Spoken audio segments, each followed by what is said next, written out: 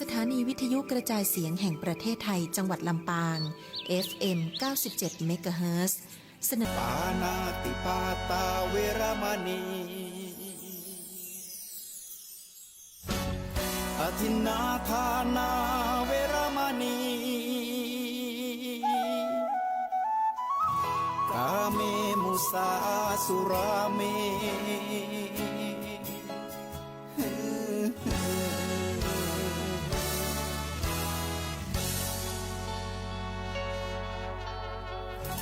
ศีลคือข้อห้ามธรรมคือข้อให้พุทธองค์ตรัสไว้ชี้ทางใจให้ภาคเพียรเบญจศีลเบญจธรรมท่องจำสมัยเราเป็นนักเรียนธรรมะไม่เคยแปรเปลี่ยนแต่เรายังจำได้มาทวงคำมันหมู่บ้านศีลห้าคือเป็นพันธะชาวพุทธทุกคนทั่วไทยสำนักพุทธขับเคลื่อนธรรมจุดเทียนสว่างที่กลางหัวใจสังคมจะร่มเย็นได้ศีลธรรมในใจต้องมีเบญจศีลว่ายังไงไหนลองท่องมาข้อหนึ่งห้ามฆ่าสัตว์ข้อสองห้ามลักทรัพย์ข้อสามห้ามประพฤติผิดในกามข้อสี่ห้ามพูดเท็จข้อห้าห้ามดื่มสุราแล้วเบญจะทำทั้งห้าว่าอย่างไรไหนบอกชัดๆอีกทีข้อหนึ่งเมตตากรุณาข้อสองสัมมาอาชีพข้อสามกามสังวรข้อสี่ต้องมีสัจจะข้อห้าสติสัมปชัญญะศีลห้าข้อทำห้าข้อทำใจทำได้สักข้อ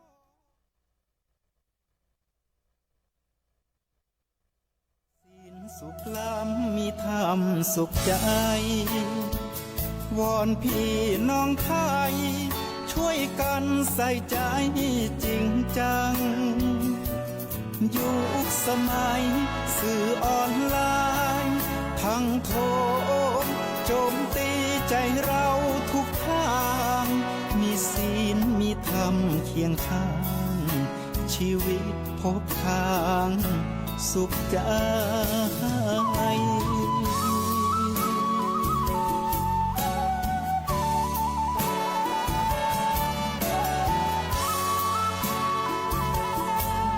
พระรัตนตรัยอันมีพระพุทธเจ้าพระธรรมเจ้าและพระสังฆเจ้าอันเป็นตีปกห่มเกล้าเกศาของเหล่าบรรดาพุทธศาสนิกชนทุกท่านขอถวายความเคารพ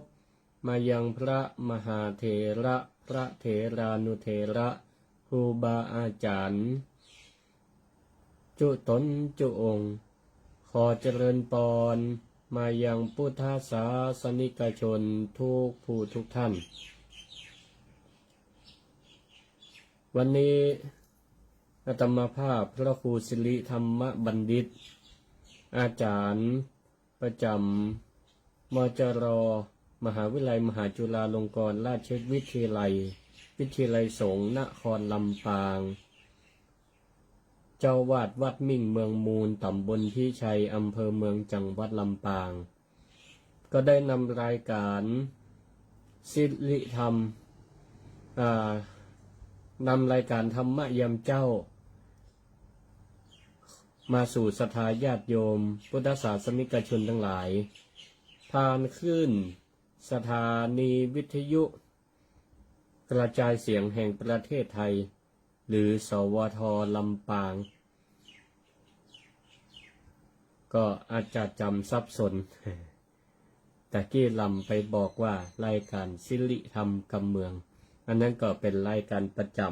ำนาตีอาตมาภาพได้ออกตอนแรงของขึ้นวิทยาลัยสงฆ์นครลำปางเนาะสถานีวิทยุเพื่อการศึกษาก็ฝากติดตามรับฟังกันโดยธรรมธรรมยามเจ้าผ่านขึ้นสถานีวิทยุสวทลำปางสถานีวิทยุกระจายเสียงแห่งประเทศไทยก็เป็นสถานีวิทยุที่บริการข่าวสารข้อมูลสาระธรรมะต่างๆก็ถือว่าเป็นประโยชน์แก่ศรัทธาญาติโยมผู้ทุกท่านเมื่อ2 วันก่อนก็เป็นวันวิสาขบูชาก็ศรัทธาญาติโยมพุทธศาสนิกชนถือว่าเราเป็นชาวพุทธเราก็ต่างได้ปากันแสดงออกซึ่งการถวายบูชาไม่ว่าจะเป็นด้วยอามิสบูชาและปฏิบัติบูชาแด่องค์สมเด็จพระสัมมาสัมพุทธเจ้าเนื่องในวันวิสาขบูชาเนาะก็ขออนุโมทนาศรัทธาทุกท่านที่ได้ปากันร่วมกันส่งเสริมวันสำคัญทางพระพุทธศาสนาแห่งโลกเพราะองค์สมเด็จพระสัมมาสัมพุทธเจ้าพระองค์ก็ถือว่าเป็นพระบรมศาสดาของพุทธศาสนิกชนทุกท่านพระองค์ก็เสียสละประโยชน์ส่วนตนเพื่อประโยชน์ส่วนรวมประโยชน์ของมวลมนุษยชาติทั้งหลายพระองค์เสียสละออกจากความเป็นพระราชาสละพระราชวังความสุขส่วนตนเพื่อแสวงหาธรรมะอันมีค่าอันเป็นเครื่องที่จะหลุดพ้นจากพันธนาการแห่งกิเลสก็คือความโลภความโกรธความหลงอันนี้ก็พระองค์เปิ่นได้แสวงหาหรือเป็นห้องว่าความหลุดพ้นเมื่อพระองค์ก็ค้นพบแล้วพระองค์ก็ได้นำทำเป็นแบบอย่างพระองค์ก็หลุดพ้นจากเครื่องพันธนาการคือความโลภโกรธหลงไปหมดสิ้นจากกิเลสอาสวะทั้งหลายบรรลุเป็นพระอนุตตรสัมมาสัมโพธิญาณเป็นพระพุทธเจ้าเผยแผ่ธรรมให้เราท่านทั้งหลายได้ศึกษาได้นำไปปฏิบัติมาจนเท่าทุกวันนี้ก็ท่านทั้งหลายถึงวันนี้พระพุทธองค์ก็ได้ตรัสสอนเฮาท่านทั้งหลายว่าทุกวันนี้ที่เฮายังเวียนว่ายตายเกิด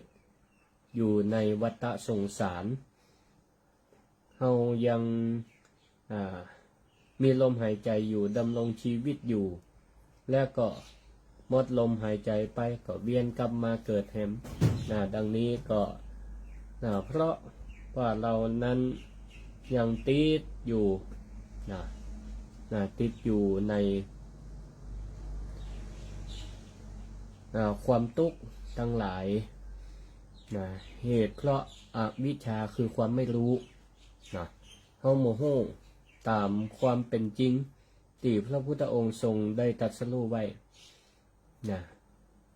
พอเฮาโมโหก็ทำผิดถูกทำผิดถูกมันก็เนี่ยคือเฮาเนี่ยหลงทางมันก็เหมือนกับเฮาจะเดินทางไปที่ใดที่หนึ่ง เดินทางไปที่ใดที่หนึ่งแล้วเฮาบ่ฮู้แผนที่เฮาบ่ฮู้จุดหมายปลายทางถามบ่ฮู้จะไปถามไผลองผิดลองถูกไปบางเทื่อก็อาจจะถึงอยู่แต่ก็ใช้เวลาใช้เวลาบางเทื่อก็บ่ฮู้เลยออกนอกเส้นทางไปก็บ่ถึงจุดหมายสักเทื่ออันเนี้ยก็เพราะวิชาความไม่รู้มันก็เป็นปฏิจจสมุปบาทเป็นห้องว่าวงจรแห่งการยังอยู่ในวัฏสงสารมันจะมีอยู่ตัวหนึ่งก็คือทุกข์ความทุกข์นี่ก็ถือว่าเป็นตัวหนึ่งที่ทำให้เฮาท่านทั้งหลายมันบรรลุพ้นมันบรรลุถึงความสุขก็คือคำตรงกันข้ามซึ่งก็ความทุกข์นี่ใครจะรักษาได้ใครจะรักษาได้องค์สมเด็จพระสัมมาสัมพุทธเจ้าพระองค์เนี่ยก็ถือว่าเป็นแพทย์ผู้รักษาความทุกข์ผู้รักษาโรคผู้รักษาโรคเพราะเหตุว่าพระองค์ทรงตรัสรู้เป็นพระอนุตตรสัมมาสัมโพธิญาณพระองค์ก็เปิ้นเรียกว่าสัพพัญญูพระองค์เป็นผู้รู้ทุกเรื่องเป็นผู้รู้ทุกเรื่องเพราะฉะนั้นพระองค์ก็ได้สมญานามว่าเป็นแพทย์ผู้รักษาโรคแห่งให้แก่ชาวโลกทั้งปวงคำว่าโรคในภาษาบาลีแปลว่าสิ่งที่เสียดแทงหรือสร้างความเจ็บปวดโรคนั้นมีอยู่สองชนิดคือกายิกโรคและก็เจตสิกโรคกายิกโรคนั้นแปลว่าโรคทางกายก็เหมือนกับท่านทั้งหลายเจ็บหัวตัวห้อนปวดแข้งปวดขาอันนี้เป็นห้องว่าโรคทางกายเจตสิกสุขได้แก่โรคทางใจพระพุทธองค์ทรงเป็นแพทย์ผู้รักษาโรคทางใจเป็นผู้รักษาโรคทางใจในบรรดาโรคทั้งสองถ้าโรคทางกายพระองค์ก็จะต้องแนะนำไปหาหมอไปโรงพยาบาลแต่ถ้าโรคทางใจพระองค์ก็จะแสดงธรรมแนะนำคือผู้มีความทุกข์ทางใจได้พิจารณาแล้วเอาไปปฏิบัติพระองค์ทรงเปรียบเหมือนแพทย์ผู้รักษาโรคแล้วก็หลังจากนั้นพระองค์ก็สอนวิธีการรักษาโรคทางใจเพื่อแก่บรรดาพุทธสาวกพุทธสาวกพุทธศาสนิกชนทั้งหลายพุทธบริษัททั้งหลายก็คือพระสงฆ์สาวกตัวพุทธศาสนิกชนอุบาสกอุบาสิกาตัวก็ได้ศึกษาวิธีการรักษาทางใจมาอย่างต่อเนื่อง 2,000 กว่าปีจนถึงปัจจุบันพระองค์ก็ได้มีตำรายามีตำรายาเอาไว้ซึ่งก็สาวกของพระพุทธเจ้าลูกศิษย์ลูกหาก็ได้บันทึกตำรายานี้ไว้ในพระไตรปิฎกก็คือหลักคำสอนนั่นเองเราก็เอามาสืบทอดมาบอกมาแนะนำบัจเจยาผีบอกแต่เป็นยาที่องค์สมเด็จพระสัมมาสัมพุทธเจ้าพระองค์ได้ตรัสบอกไว้ตะกอนก็บอกด้วยเป็นห้องว่ามุขปาฐะด้วยกันบอกปากต่อปากพระองค์ได้ตรัสสอนพระสงฆ์สาวกสมัยนั้นก็จำสูตรยาตั้งใจเอาไว้ ต่อมาก็มีการบันทึกเขียนโจทย์สูตรยาเหล่านี้ไว้อันนี้ก็เป็นการเปรียบเทียบเนาะก็เพราะว่าพระองค์ทรงเป็นผู้รักษาโรคทางจิตใจอันมีสมุฏฐานมาจากกิเลสตัณหาอันนี้ต้นเหตุของโรคตั้งใจที่จริงแล้วมีมานักบ่เหมือนกับโรคทางกายโรคทางกายนี่สาเหตุมันมาหลายอย่างเชื้อโรคมีนักตึงเก่าตึงใหม่มีขึ้นมาเรื่อยๆแต่โรคทางใจนั้นมีสมุฏฐานก็คือมีต้นเหตุมาจากกิเลสตัณหา3 ประการเท่านั้นเองสาเหตุของโรคทางใจ1ที่เราเป็นกันถึงวันเนี่ยตุกอกตุกใจมาจากอย่างความโลภความโกรธความหลงอันใดอันหนึ่งอันใดอันหนึ่งหรือพ่องก็เป็นทั้ง2 โรค 3 โรครวมกันเลยก็มีทีนี้กระบวนการในการรักษาโรคนั้นพระพุทธองค์เปิ้นก็ใจสูตรยารักษาโรคก็4 ตัวด้วยกัน4 วิธีก็มานักเนาะก็เหมาะแก่การศรัทธาญาติโยมทั้งหลายได้จำแล้วนำไปปฏิบัติถ้าหากว่าเรามีโรคตั้งใจเกิดขึ้นวิธีการรักษาโรคของพระพุทธองค์วิธีรักษาโรคตั้งใจซึ่งโรคตั้งกายนี่ก็ตั้งหมอตั้งแพทย์ในอย่างเพิ่นก็เอาหลักการคล้ายๆกับขององค์สมเด็จพระสัมมาสัมพุทธเจ้านั่นแหละหลักการทางวิทยาศาสตร์ตึงมาหนีไปจากพุทธศาสตร์เนาะก็คือใจหลักอริยสัจ 4คือทุกข์สมุทัยนิโรธมรรค4 ตัวนี้ก็จะได้อธิบายเป็นข้อๆไปวิธีที่1ก็คือทุกข์ก็คือความบ่สบายใจเปรียบเหมือนโลกก็คือสมมติว่าเฮาตุกอกตุกใจขึ้นอันนั้นแหละคือโรคที่มันเกิดขึ้นก็คือเปรียบเหมือนโรคภัยที่มันเกิดขึ้นอันที่2สมุทัยคือสาเหตุของโรคต้นเหตุของโรคเราก็ต้องพอฮื้อได้แต่งทะลุ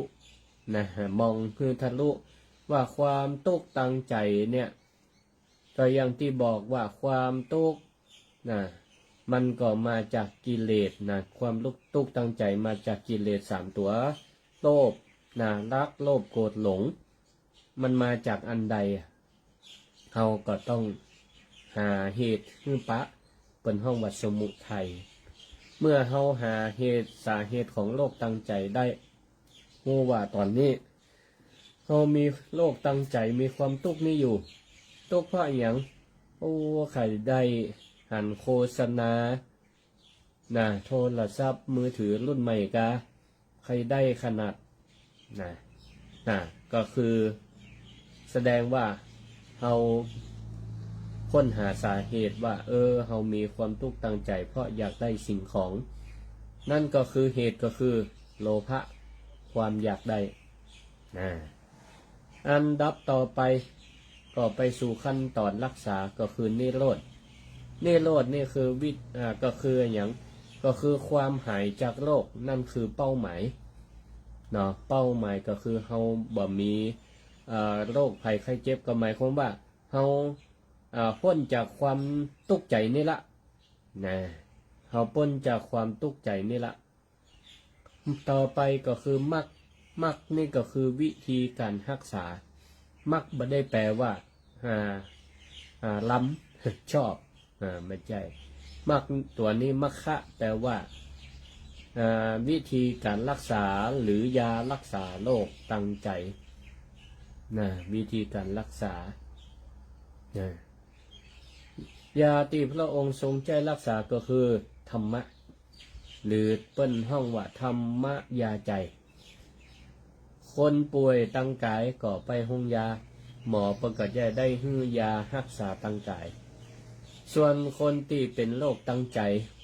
มีความตุกอกตุกใจก็มาเบิ่งพระพุทธศาสนาเบิ่งพระพุทธเจ้าพระองค์ก็ฮื้อธรรมะเป็นยาใจนะธรรมะเป็นยาใจสองอย่างนี้ก็ควบคู่กันไปธรรมะตั้งกายยาตั้งกายธรรมะตั้งใจก็ควบคู่กันไปเพราะคนเฮานี่ศรัทธาญาติโยมทั้งหลายเฮามีกายกับใจเป็นของคู่กันมีกายกับใจเป็นของคู่กันเฮาดำรงชีวิตอยู่ได้มีลมหายใจอยู่ได้เดินเหินไปไหนได้เพราะเฮามีกายกับใจแตกต่างจากหุ่นยนต์บัดเดียวเปิ้นแต่งหุ่นยนต์ AI ขึ้นมาก็เอามาทดแทนมนุษย์ก็เพราะความสามารถของมนุษย์นั่นแหละในการผลิตหุ่นยนต์ AI ใช้ในการลดความสะดวกสบายลดภาระของมนุษย์แต่สิ่งหนึ่งที่หุ่นยนต์ AI บ่มีก็คือใจเพราะฉะนั้นหุ่นยนต์ AI นี่บ่มีความทุกข์ตั้งใจมันมีความทุกข์ตั้งใจบ่เหมือนเฮาเพราะฉะนั้นธรรมะรักษาใจเปิ้นห้องว่า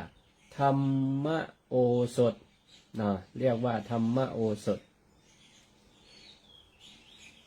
ก็ปุถุชนผู้ยังมีกิเลสอยู่ยังมีความฮักโลภโกรธหลงอยู่ก็ถือว่าเป็นคนไข้ของพระพุทธเจ้า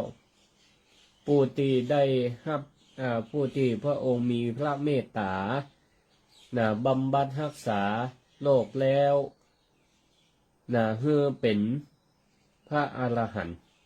อันนี้คือคนที่บ่มีโรคภัยไข้เจ็บบ่มีโรคตั้งใจเหมือนพระพุทธเจ้าคือหายขาดจากโรคตั้งใจก็คือหายขาดจากกิเลสความโลภโกรธหลงนั่นก็คือจะหายขาดได้ก็ต้องเป็นพระอรหันต์เป็นผู้สิ้นกิเลสเท่านั้นแต่ถ้าปุถุชนคนทั่วไปรักษาตั้งใจเอาธรรมะรักษาตั้งใจก็ปาฮื้อหายได้ชั่วครั้งชั่วคราวก็เหมือนกับคนเฮาที่เป็นโรคภัยไข้เจ็บมาหายขาดแต่ก็ปอบางเบาทุเลาได้สามารถดำเนินชีวิตประทังชีวิตไปได้แต่ก็อาจจะมีวันใดวันหนึ่งที่กลับมาเป็นโรคตั้งใจได้แหมอยู่เพราะว่าเฮายังเป็นปุถุชนบ่มีกิเลสเป็นปุถุชนยังมีกิเลสบ่เหมือนกับพระอรหันต์ผู้บ่มีกิเลสเพราะฉะนั้นเพิ่นก็เปรียบเหมือนกับว่าปุถุชนที่ยังมีกิเลสอยู่แต่สามารถใช้ธรรมะของพระพุทธเจ้าในการข่มกิเลสเอาไว้ก็เหมือนกับมหินทับหญ้าเป็นมหินทับหญ้านี่ก็ถามว่ามันหญ้านั่นมันตายก็บ่ตายเพียงแต่มันโดนมหินทับเอาไว้บ่ฮื้อได้หันแสงหันแสงแต่ถ้าเอามหินออกไปเมื่อใดมันก็สามารถเขียวงอกขึ้นได้อยู่อันนี้ฉันใดก็เปรียบเหมือนกิเลสก็เปรียบเหมือนกิเลสความโลภโกรธหลงที่โดนธรรมะของพระพุทธเจ้าข่มเอาไว้ศรัทธาพุทธศาสนิกชนทั้งหลายผู้ใช้ยาธรรมะหรือยาของพระพุทธเจ้าข่มรักษาบรรเทาอาการบรรเทากิเลสเอาไว้แต่วันใดวันหนึ่งมันโดนสิ่งยั่วยุกระตุ้นมีสิ่งมายั่วยุกระตุ้นมันก็สามารถเป็นโรคภัยไข้เจ็บตั้งใจได้อยู่มีความทุกข์ตั้งใจได้อยู่อย่างนี้เฮามีสติได้เฮาก็ใจธรรมะตั้งใจก็มารักษาตามอาการต่อไปแฮมมันก็บรรเทาลงได้โรคตั้งกายนี่เป็นสิ่งที่หลีกเลี่ยงบ่ได้ เนาะหลีกเลี่ยงได้ยากเพราะความเจ็บไข้ได้ป่วยเป็นเรื่องของธรรมชาติศรัทธาญาติโยมลองไปโรงพยาบาลพอเตอะไปสังเกตพอวันธรรมดาคนนี่เต็มแพทย์นะพ่องก็ออกบ้านตั้งแต่เจ้ากว่าบ่ได้คิวแรกก็ต้องไปนั่งรอหมอนะคนนี่เวียนกันเข้าเวียนกันออกแม้แต่วันเสาร์วันอาทิตย์นะก็เป็นวันหยุดราชการแต่โรงพยาบาลบ่ได้ปิดบ่ได้หยุดนะคนก็ยังไปอยู่เพียงแต่ว่าจะไปตรวจอาการปกตินี่ก็เปิดก็ของดอย่างเนี้ยวันเสาร์วันอาทิตย์เว้นไว้แต่เหตุฉุกเฉินอันนี้ก็เป็นเครื่องชี้ให้เห็นว่าโรคตั้งกายเนี่ยมันบ่ได้ที่จะเลือกวันจะเป็นวันใดวันติดวันจันทร์อังคารพุธพฤหัสศุกร์เสาร์ติดมันหลีกเลี่ยงได้ยากถ้าเป็นแล้วเราก็ต้องรีบไปรักษาเนาะดังที่เราเคยได้สวดพิจารณาสังขารบทหนึ่งที่พระพุทธองค์ได้ตรัสว่าพยาธิธัมโมมหิเรามีความเจ็บไข้เป็นธรรมดาพยาธิงานาติโตเราล่วงพ้นจากความเจ็บไข้ไปบ่ได้นี่เนาะแม้แต่พระพุทธองค์ก็หลีกเลี่ยงมาได้เราก็จะหันในพุทธประวัติก่อนที่พระองค์จะเสด็จดับขันธปรินิพพานพระองค์ก็ยังประชวรนักเหมือนกันก่อนจะปรินิพพานเพียงแต่ว่าพระองค์เนี่ยปล่อยให้มันเป็นโรคตั้งกายแต่พระองค์บ่ได้แสดงอาการเวทนาทุกขเวทนาไปตามโลกนั้นพระองค์แยกกายออกจากจิตแต่จิตใจของพระองค์นั้นยังมีความมีสติสัมปชัญญะเมื่อมีทุกขเวทนาในโรคภัยไข้เจ็บตีบเกิดขึ้นโรคภัยไข้เจ็บตั้งกายนี้ก็เมื่อเขาเกิดขึ้นแล้วเป็นแล้วศรัทธาญาติโยมเป็นความดันเบาหวานมะเร็งเป็นต้นโรคหนักโรคน้อยเขาก็บอกควรไปซ้ำเติมด้วยโรคตั้งจิตใจศรัทธาญาติโยมเนอะไผที่เป็นโรคภัยไข้เจ็บประจำพ่องก็เป็นความดันเบาหวานปวดแข้งปวดขาเป็นโรคเก้าเป็นต้นก็บ่ควรจะไปซ้ำเติมด้วยโรคตั้งใจก็คือบ่ควรเพิ่มความกังวลใจความตุกอกตุกใจบ่ควรไปตอกย้ำความรู้สึกว่าบางพ่องเนี่ยเจ็บไข้ได้ป่วยไปหาหมอหมอว่าเป็นนั่นเป็นนี่ฮือยามาแล้วก็น่าจะอุ่นใจได้ว่าเฮาอยู่ใกล้หมอเปิ้นก็แนะนำยามาละเฮาก็จะมีโอกาสหายถ้าปฏิบัติตามคำแนะนำนะแต่ก็บ่ควรไปกึดนักตุกอกตุกใจบ่ควรจะไปคิดว่าเนี่ยอย่างเฮาต้องเป็นจะความเจ็บป่วยตั้งกายก็เหมือนกันถูกแทงด้วยลูกศรดอกที่หนึ่งพระองค์ทรงเปรียบไว้ว่าลูกศรเวลาเปิ่นยิงมาเนี่ยลูกศรดอกที่หนึ่งก็เหมือนกับเฮาเจ็บไข้ได้ป่วยตั้งกายละบ่ควรจะปล่อยให้ลูกศรดอกที่สองมาปักเฮาต่อลูกศรดอกที่สองก็คือความตุกตั้งใจนั่นเองพระองค์ก็ได้เปรียบว่าภิกษุทั้งหลายเปรียบเหมือนนายขมังธนูพึงยิงบุรุษด้วยลูกศรดอกที่หนึ่งแล้วก็ซ้ำบุรุษนั้นด้วยลูกศรดอกที่สองก็เป็นอย่างนี้ก็เหมือนกับเฮาเนี่ยเมื่อทราบว่าตัวเก่า มีโรคภัยไข้เจ็บต่างๆเขาก็ยังปล่อยให้มีความตุกตังใจเข้ามาตัวมันก็เหมือนกับคูณ2เข้าไปก็เป็นดับเบิลทุก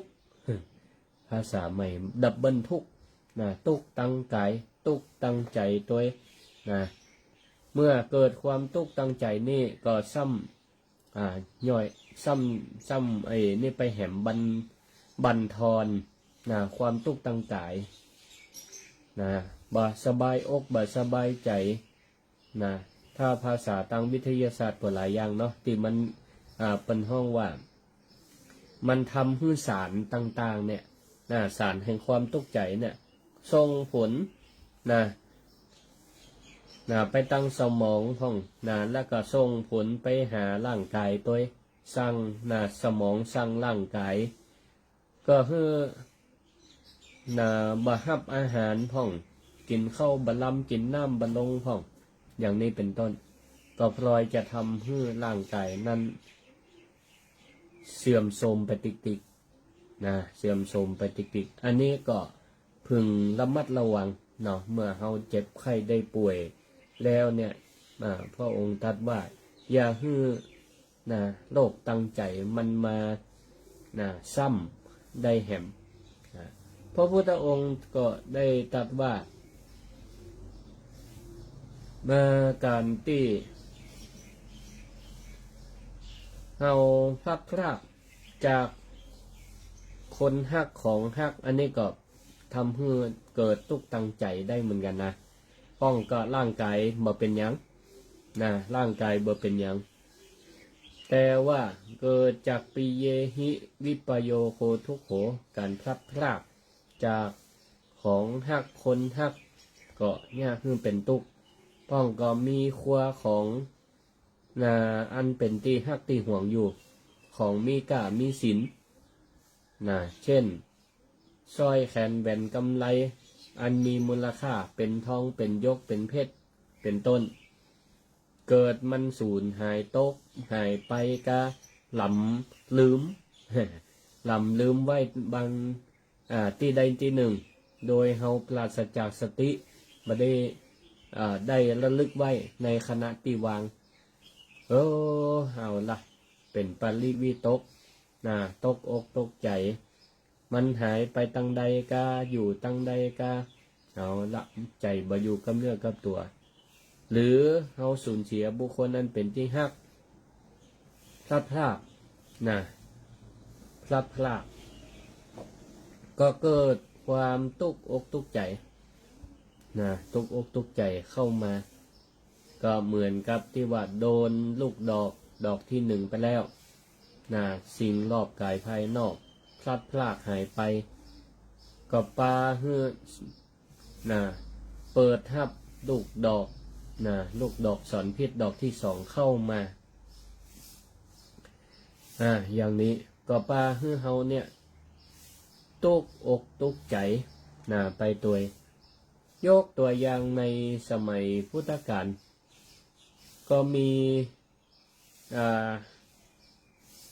นางสาวิกาคนหนึ่งแต่ก่อนเป็นเจ้าบ้านชื่อว่านางกีสาโคตมีก็เป็นลูกใต้ของตระกูลเศรษฐี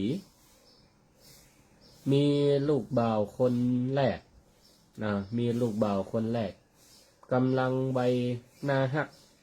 อายุได้ก็ประมาณสักขวบกำลังหัดเตียวหัดเดินหัดอู้ละอ่อนนี่วัยนี่เป็นวัยที่เป็นที่ฮักของพ่อของแม่ของปู่ของย่าญาติพี่น้องเนาะวัยตั้งไข่กำลังหัดอู้นี่นะ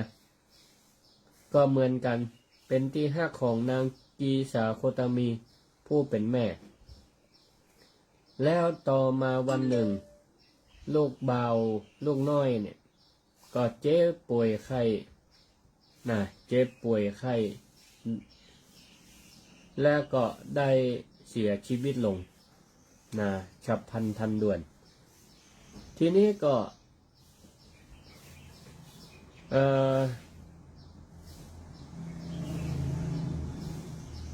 คนทั้งหลายก็พยายามจะบอกนางว่าลูกเธอเสียชีวิตแล้วก็จะต้องนำไปทำการชาปนกิจก็คือเอาไปเผาตามประเพณีของชาวพุทธของคนอินเดียแต่นางก็ไม่ยอมนางก็ไม่ยอมเอาร่างอันไร้ดวงวิญญาณของลูกชายฮื้อไผ่เพราะนางก็บอกฮู้จักความตายมาก่อนอันนี้ก็เป็นข้อแปลกเหมือนกันสงสัยว่านางนี่ถ้าจะอยู่ในบ้านในครอบครัวของเศรษฐีที่มีบริวารข้าได้อะไรอย่างก็บริวารไปเสาะมาฮื้อเอียเนาะบ่ได้ไปออกพอต้องนอกต้องป่านพอเจ้าบ้านเจ้าจองบ่ได้หันวิถีชีวิตของการเกิดแก่เจ็บตายบ่ได้หันความเปลี่ยนแปลงอันนี้นางก็บ่ฮู้จักความตายก็เลยบ่ได้คิดว่าลูกตัวเก่าเสียชีวิตเหมือนชาวบ้านที่เปิ้นหันกันอยู่คิดว่าลูกของเปิ้นเนี่ยเจ็บป่วยไข้เจ็บป่วยไข้ยังบ่ตายเด้อแค่นอนหลับไปก็เลยเที่ยวอุ้มร่างของลูกอันไร้วิญญาณเนี่ยไปขับคิดขับป่วยไปหาหมอตามบ้านต่างๆเพื่อที่จะให้หมอเนี่ยได้ทำการรักษาลูกตัวเก่าให้ฟื้นขึ้นมาหมอตั้งหลายก็เป็นกรรมเดียวกันบอกว่าโอ้ลูกเธอตายไปแล้วนะลูกเธอตายไปแล้วนะรักษาบ่ได้นางก็บ่ฟังก็ไปหาหมอที่อื่นที่ไหนพอสุดท้ายปรากฏนึงว่าโอ้เธอนี่ถ้าจะเป็นบ้าไปละเที่ยวรักษาลูกที่ตายไปแล้วมันมีที่ไหนทีนี้ก็นางก็ไปปะบัณฑิตนักปราชญ์คนหนึ่งนักปราชญ์คนนี้ก็เลยหันละว่านางกีสาโคตมีอุ้มลูกที่ตายแล้วไปเที่ยวรักษาถ้าจะไปตอบกับนางเหมือนหมอคนอื่นนางก็คงบ่ฟังบ่เชื่อหันจะมีหมออยู่องค์เดียวท่านเดียวที่พอจะแนะนำรักษานางได้ก็บัณฑิตนักปราชญ์นี่ก็เลยแนะนำบอกว่าเธอเฮาเนี่ยบ่ฮู้วิธีการรักษาแต่เฮาฮู้จักหมอยาคนหนึ่งนางฟังก็ดีอกดีใจก็เลยแนะนำให้ไปหาพระพุทธเจ้าบัณฑิตบอกว่าพระพุทธเจ้าอาจจะพอช่วยลูกเธอได้ช่วยเธอได้ว่าแล้วนางก็ได้ไปเข้าเฝ้าพระพุทธเจ้าณวิหารทีนี้พระองค์ก็ทราบเหมือนกันว่าการจะไปบอกสัจธรรมตามความเป็นจริงตอนนี้คือกับนางกีสาโคตมีคือนางมีเป็นห้องว่ามีความเห็นผิดเพราะความรักเพราะกิเลสก็คือความรักในลูกจนลืมความเป็นจริงขั้นจะไปบอกตอนนี้นางก็คงปิดกั้นบ่ยอมรับที่นี้ก็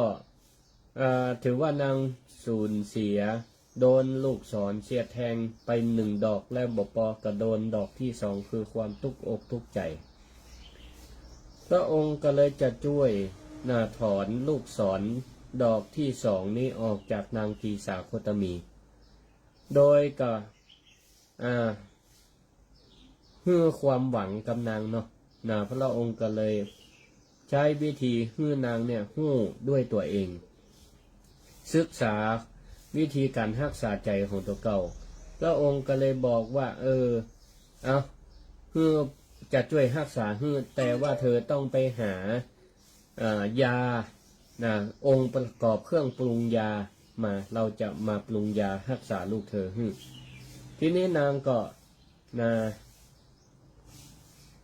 ถามว่ายานั้นไปหาได้ที่ไหนเครื่องปรุงยานี่พระพุทธเจ้าก็บอกว่าเพื่อเธอไปหาเมล็ดพันธุ์ผักกาดมา จื้อผักกาดนะประมาณยิบมือหนึ่งกระป๋องละมาเอานักนางได้ฟังแล้วดีอกดีใจเพราะว่าเจื้อผักกาดเมล็ดพันธุ์ผักกาดนี่มันหาได้บานยากบ้านเหนือบ้านใต้บ้านไหนก็มีเอกอะทีนี้ก่อนนางจะไปพระพุทธองค์ก็เลยบอกเงื่อนไขนะเงื่อนไขกติกาว่าการได้เมล็ดพันธุ์ผักกาดมาเนี่ยนะต้องไปเอาจากบ้านไปขอจากบ้านคนที่ในครอบครัวบ่มีคนตายบ่มีประวัติการตายในครอบครัวนั้นเลยนะอันนี้คือเงื่อนไขนะของเมล็ดพันธุ์ผักกาดบ้านไหนมีคนตายบ่สามารถจะเอามาปรุงยาได้เธอก็ตอนแรกฟังอย่างอี้กันยังมีความหวังอยู่นะยังบ่ได้คิดเลยว่าโอ้มันจะไปหาได้จะได้ยังมีความหวังคิดว่ามันต้องมีสักบ้านหนึ่งนะมีหลายบ้านที่บ่มีคนตายว่าแล้วนางก็รีบออกไปภายในหมู่บ้านไปเคาะประตูขอเจ้าเมล็ดพันธุ์ผักกาดบ้านหนึ่งเปิ้นก็เปิดเปิ้นก็พยายามจะไปเอามาเฮือละเปิ้นว่ามีมีอยู่ทีนี้พอจะเอาเฮือนางก็ถามต่อไปว่าบ้านนี้มีประวัติไผ่ตายมาก่อนก็เปิ้นก็บอกว่าอ๋อป้าอุ้ยตายเพิ่งเผาไปเมื่อตะวันซืนนี่เพราะฉะนั้นก็นางก็เลยปฏิเสธในการรับเมล็ดพันธุ์ผักกาดก็บอกว่าโอ้ขอสุมาเตอะใจบ่ได้เอาไปเป็นยาบ่ได้ก็ไปเคาะบ้านสองบ้านสามอย่างเอี้ยเปิ้นก็ต้องบอกว่ามีถ้ามีก็เอามาเฮือกำแต่ต่อไปถามว่ามีคนตายก็ต่างคนก็บอกว่ามีคนตายวันนั้นวันนี้เดือนที่แล้วปีที่แล้วเพราะฉะนั้นก็นางก็บ่ได้เมล็ดพันธุ์ผักกาดที่มีคุณสมบัติว่าต้องบ่มีภัยตายทีนี้ก็หลายวันผ่านไปร่างของลูกของเปิ้นก็อืดใกล้ป้องนอนเหลิ่มขึ้นเป็นไปตามซากศพที่มีสิ่งทั้งหลายเข้ามาอยู่ทีนี้นางก็ได้หลังจากที่ได้ไปหาบ้านเหนือบ้านใต้และก็บ่มีเมล็ดพันธุ์ผักกาดที่บ่มีคนตายทีนี้มาพอซากศพของลูกก็ได้พิจารณาได้ว่าโอ้เราเนี่ยเข้าใจว่าลูกของเรานั่นตายเท่านั้นบ่ได้เกิดว่าคนอื่นเพิ่นก็เคยตายมาก่อนลูกเขาบ่ใจเป็นเคสแรกบ่ใจเป็นคนแรกที่ตายไปทุกคนก็ล้วนแต่มีความเกิดความแก่ความเจ็บความตายเหมือนกันทั้งนั้นเมื่อคิดอยู่อย่างนี้เธอก็ทำใจได้แล้วก็เลยทิ้งร่างของลูกอันไร้วิญญาณไว้ในสุสานป่าจ้าก็เข้าใจในธรรมะแล้วก็ไปเข้าเฝ้าพระพุทธเจ้าแล้วก็ไปฟังธรรมจากพระพุทธเจ้าต่อก็จนได้ดวงตาหันธรรมสามารถรักษาโรคตั้งใจได้ด้วยตัวเองเพราะกรรมแนะนำสูตรยาจากพระพุทธเจ้าก็ได้บรรลุเป็นพระอรหันต์ในที่สุดศรัทธาญาติโยมทั้งหลายเหตุการณ์นี้ก็แสดงให้เห็นถึงความพระมหากรุณาธิคุณของสมเด็จพระสัมมาสัมพุทธเจ้าที่พระองค์ได้ปฏิบัติต่อโลกชาวโลกทั้งหลายเป็นประโยชน์แก่ชาวโลกในฐานะพระองค์ทรงเป็นสัพพะโลกติกิจโกปันห้องก็คือเป็นแพทย์ผู้รักษาโรคทางด้านจิตใจนั่นเองอันนี้ ศรัทธาญาติโยมท่านสาธุชนทั้งหลายโรคตั้งใจเนี่ยนะอย่างที่ว่าตะกี้โรคตั้งใจนี่มันหลีกเลี่ยงบ่ได้นะมันหลีกเลี่ยงบ่ได้แต่โรคตั้งใจนี่ที่จริงแล้วถ้าเฮามีสตินะมีสติอยู่เหนืออำนาจของกิเลสทั้งหลายก็คือความโลภความโกรธความหลงเฮาสามารถหลีกเลี่ยงได้นะหลีกเลี่ยงได้เมื่อมันตุกอกตุกใจได้นะก็คือเมื่อมันตุกอกตุกใจจากอย่างความโลภความโกรธความหลงได้เฮาใจยานะใจยาแบบชะงักนะยารักษาแบบเร่งด่วนนี่นะเหมือนกับบางพ่องก็เป็นแป้อากาศก็เป็นอย่างแป้พื้นแป้คันอย่างเงี้ยนะยารักษาเร่งด่วนก็มีโลเนาะกินยาไปปุ๊บหายปั๊บหรือตาครีมตาคาราไมอย่างต่างๆเนี่ยก็เปรียบเหมือนกับสติยารักษาใจอันนี้ศรัทธาควรมีไว้ประจำตัวถือว่าเป็นยาสามัญประจำชีวิตยาสามัญประจำบ้านยาสามัญประจำตัวประจำใจของทุกท่านทุกคนเนาะเวลาไผมีความตุกข์ตั้งใจนะเกิดขึ้นเมื่อใดรีบกินยานะทันทีนั่นก็คือสติ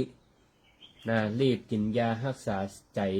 ยาสามัญประจำใจของเฮาประจำชีวิตประจำบ้าน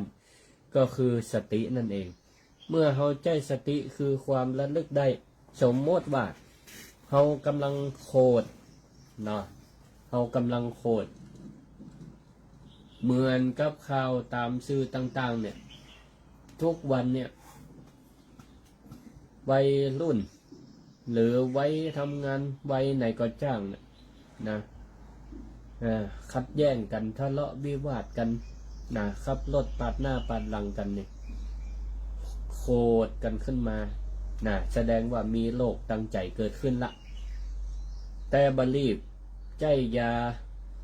นะบรีบใจยารักษายาสามัญประจำใจบ่มีบ่ได้เอามาตัวก็คือสติถ้าบ่เอาสติเข้าไปรีบรักษาบ่รีบกินยาตัวนี้มันก็จะพานละปาโลโคดก็จะแสดงออกมาตั้งกายวาจาใจแสดงออกมาตั้งใจเนี่ยเกิดขึ้นก่อนละแล้วก็ถ่ายทอดออกมาตั้งวาจาก็ได้ไปด่าเปิ้นแสดงออกมาตั้งกายไปทะเลาะวิวาทตีต่อยทำร้ายร่างกายซึ่งกันและกันนี่แต่ถ้าเรามีสติเข้าไประงับยับยั้งกินยาคุมไว้ก่อนใจสติเป็นยาคุมไว้ก่อนแล้วก็เนิกขึ้นได้ว่าตอนนี้เรามีโรคตั้งใจเกิดขึ้นเนอะความโกรธเนอะคือทุกข์สมุทัยเราหู้เหตุว่ามันมาจากความโกรธนิโรธก็คือบ่ฮื้อมันโกรธละความโกรธนี่ดับหายไปละกับสู่สภาวะปกติคือนิโรธมรรคนั่นก็คือยาละเข้าใจสติมันก็จะเป็นกระบวนการอย่างนี้ก็จะทำให้โรคภัยไข้เจ็บตั้งใจของเฮานั้นหายไปได้ถอนลูกศรดอกที่สองออกไปจากจิตจากใจเฮาได้อย่างนี้อันนี้คือวิธีการที่พระพุทธองค์ทรงแนะนำฟังพอแล้วนี่มันก็บ่ยากแล้วเนาะ ขั้นตอนก็บ่ใจซับซ้อนอะไรอย่างโลกตั้งกายโลกตั้งใจโลกตั้งใจเนี่ยอย่างที่ว่าเนี่ยที่จริงเขาสามารถหลีกเลี่ยงได้นะเมื่อมันเกิดขึ้นหรือมันเกิดขึ้นก็รีบรักษามันก็อยู่ที่ตัวเฮาใจเฮาทั้งนั้นแหละเนาะศรัทธาท่านสาธุชนทั้งหลายเอาละก็ได้อธิบายบรรยายนำธรรมะมาสู่ศรัทธาญาติโยมทั้งหลายในรายการธรรมะยามเจ้าผ่านสถานีวิทยุกระจายเสียงแห่งประเทศไทยสวทลำปางก็อยากจะให้ศรัทธาญาติโยมทั้งหลายไผฟังพอไผฟังรายการนี้ก็ จะโทรเข้ามาแนะนำรายการก็ขอเชิญได้เนอะโทรเข้ามาได้064 949 5999นะเจริญปอน จ้า สาธุ สาธุ โยม นั่ง แม่อะไรนะ แม่จำเรียง แม่จำเรียงเคยโทรมาแล้วเคยโทรมาแล้วก็ถึง โอ้วันนี้สบายใจ สาธุก็ว่าบอกเบอร์บัตันจบโทรมาแล้วแสดงว่าอันจำไว้ละเนาะเมมเบอร์ไว้ละ ได้ประโยชน์ดีเนาะแม่เนาะ โอ้ยสุดยอด สาธุ สุดยอดได้ประโยชน์สุดยอด ดีละมีอย่างจะแนะนำใครฟังอย่างก็บอกได้เนอะในวันเสาร์หน้าก็จะเอามามาเอ่ยกันต่อ มาจ้าจ้า ขอบคุณหลาย ๆ แม่จำเรียง ขอให้อยู่ดีมีสุขเนอะ สาธุ มีความสุขอกสุขใจเนอะสาธุ มียาประจำตัวไว้เนอะสติเนอะ จ้าจ้าจ้า เจริญพรเจริญพร สาธุ สายที่1,000ไปแม่จำเรียงก็ว่าบอกเบอร์บัดันจบโทรมาละ แสดงว่าเปิ่นเคยโทรมาแล้วก็จำเบอร์ไว้เนาะอนุโมทนาขอบคุณติดตามรายการธรรมะยามเจ้าก็อาตมานี่จะออกรายการในวันเสาร์ทุกเจ้าวันเสาร์เวลา5 ถึง 6 โมงเจ้าเนาะ064 949 5999พระครูสิริธรรมบัณฑิตพ่องก็มหันแนะนำตัวชื่อพระครูสิริธรรมบัณฑิตวัดมิ่งเมืองมูลตำบลพิชัยอำเภอเมืองจังหวัดลำปางใครอยู่ใกล้ก็มาแวะมาไหว้พระมาไหว้พระเจ้าเศรษฐีหลวงหน้าตัก8 เมตรกันได้หรืออยู่เหมตีกับวิทยาลัยสงฆ์นครลำปางซึ่งก็เป็นสถานที่เปิดการเรียนการสอนแก่บุคคลทั่วไปและก็พระสงฆ์องค์เนรและบุคคลทั่วไปในระดับตั้งแต่ประกาศนียบัตรและก็อุดมศึกษาปริญญาตรีปริญญาโทก็ไปสมัครเรียนกันได้เนอะเจริญพร ไปสาพระอาจารย์เจ้า แม่ทาหรอ เจ้าดีอกดีใจกันหนาเลยลูก สาธุฟังตึงตั้งแต่เจ้าจนถึงเข้านอนปะนะเนาะ ทั้งตลอดนะเจ้า ดี ทั้งมาอิ่มอกอิ่มใจเจ้า สาธุสาธุ ได้กระติกได้อย่างมากเลยเจ้า ขอบคุณนักเนอะมันใจเนาะมันใจสติสาธุอยู่ดีมีเอาอย่างจะต้องคิดก่อนเนาะพระอาจารย์เนาะแม่นละเจ้า เพราะว่าสิ่งตั้งหลายออกมาจากกำอู้ออกมาจากการกระทำมันก็ล้วนแต่มาจากใจเขานี่แหละเนาะจากใจเขาทั้งนั้นเลยนะเจ้าเพราะฉะนั้นกรองดีๆเนาะสาธุได้อิ่มใจของอาจารย์จัดรายการเป็นเหมือนเนอะสาธุอนุโมทนาขอบคุณแม่ทาเนอะเจริญปอนสาธุตัวสตินี่ถ้าเหมือนเครื่องกรองน้ำนี่ก็ถือว่าสติเป็นตัวกรองชั้นแรกนะกรองดีแล้วก็มันก็กรองดีกรองผ่านจิตผ่านใจแล้วก็ไปสู่ตั้งกายตั้งวาจากรองดีกายวาจาก็ดีทำดีอู้ดีแต่ถ้าเครื่องกรองบดีใ